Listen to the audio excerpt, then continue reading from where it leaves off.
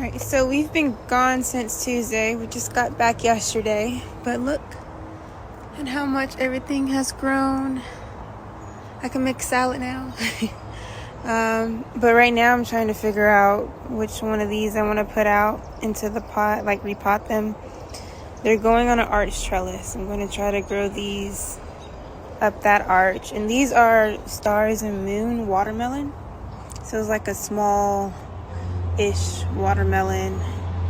And I think these are pretty cool because the leaves kind of look like how the watermelon will look like. They'll also have these are what the star reference come from. But yeah, so I think I'm gonna go with this guy and this girl because they're tall. They're already growing pretty tall, taller than the others. Well, I don't know, but I'm just potting too.